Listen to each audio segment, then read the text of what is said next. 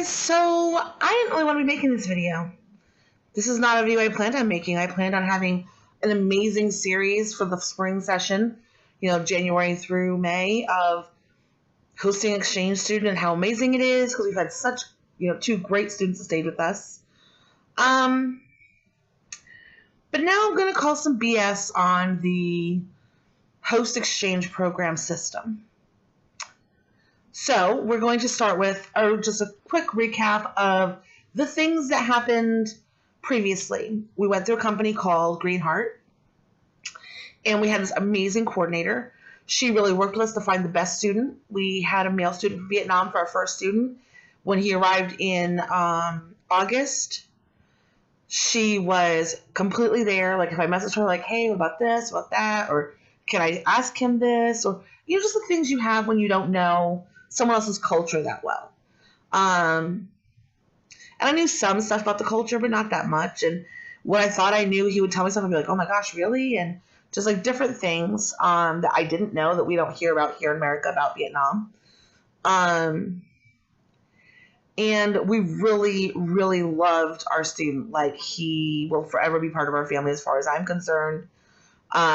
Taylor is going to Vietnam over Chinese New Year and going to go see his family.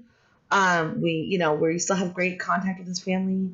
He doesn't have Facebook anymore, so contacting him is a little bit more difficult. But he was never a huge social media person. He's himself. He just keeps to himself and does his own thing. But amazing young man, was such a blessing. We had such a time with him, taking him to Disney and different places. He just always had so much fun, and he made things more fun for us. So it was great because he was a hoot. Personality plus. Amazing first experience. We were super excited to agree to take a summer student. Summer students are usually college age, college level. We got a student from Italy this time. She's amazing. We still talk. She lives in Milan. And, we message back and forth, and we don't talk all the time, but I don't talk to anybody all the time. But, we talk all the time, as far as, regularly, as far as all the time. Not, every day, but at least, once every other week or so, we'll message back and forth. How you doing? She posts these amazing pictures of Milan, and I'm just dying to go there. We're planning to go there. We're going to go see her sometime, hopefully the next year or two. And so we were really excited about having her. And she was amazing. And then we got our third student. And I thought, well, we had a student from Italy, and that's kind of my background. And let's look at a student from Germany. So they gave us 3 guys and 2 girls to choose from. Our original coordinator had stopped doing coordinating. So we were working with the area coordinator. I didn't know her that well. I'd been to a couple of things where she was at. She seemed super nice. I was kind of excited about doing another one. And I really wanted, since Owen is German, I wanted to get somebody from Germany. So he could learn some German stuff that he didn't know about. Sorry, I'm cold. I know I'm in Alabama. I should stop because y'all, if you're up north, you're freezing right now. So it's whatever. But anyhow, so we got a student from Germany. She arrived in August, early August, and we got her all set up for school, got her all registered, had a great time. Everything was good. Went to Disney, was having a blast. In August, for our anniversary, my husband and I decided we were going to order ancestry DNA tests. And I'm going to do a whole series on the DNA, the genealogy, my ancestry, what I found, talk about some of my ancestors that are really cool and stuff like that. And so that was all well and good, except then, we had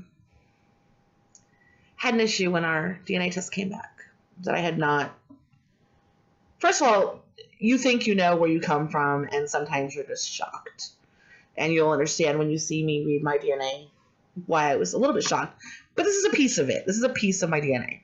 So my husband came back 97% German. A little bit English, a little bit Italian. The rest is German. He is a German man, and we knew this. Most of his grandparents, etc., immigrated from Germany, so we were pretty sure that he was going to come back hard German. And so I joke with him that he's the whitest boy I know because he's so German. And he's Northern German, so he's German. Well, mine comes back, and part of my DNA is that I am 5% Jewish. So when I put into another system, it says I'm Ashkenazi and Sephardic Jewish.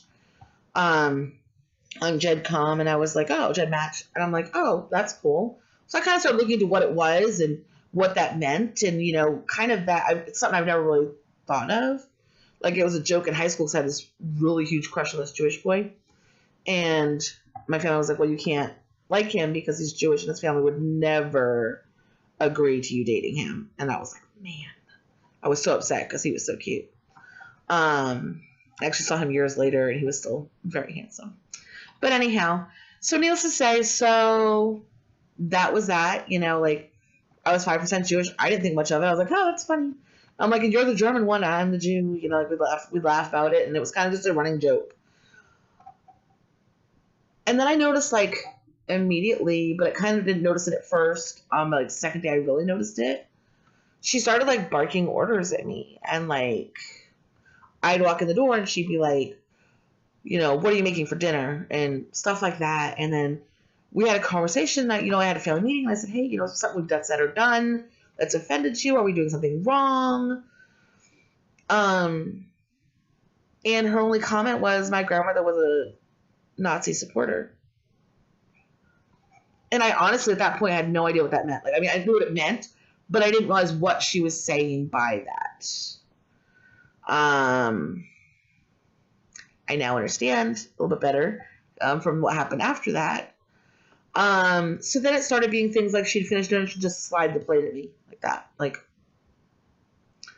and I was like, okay. So I called the coordinator and I said, hey, this is October of that year, by the way.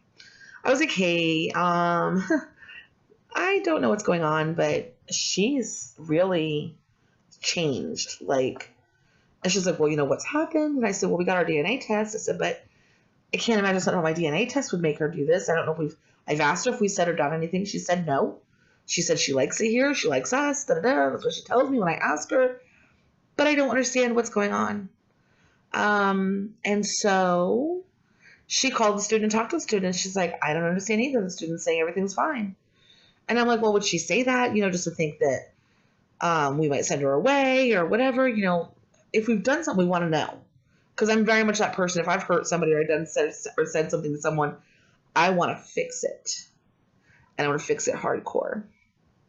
Because I don't want anyone to think I'm not a nice person, because I really am. I mean, there's certain things I don't tolerate, certain things I don't like, but I'm not a bad person. I don't treat people poorly, whether I agree with their life, their choices, whatever. It's not me to judge. I just love people, and that's it. You know, like, I'm never really trying to be mean to anyone. So she called the student. She said, you know what? She said, she said she's fine. Like, everything's good.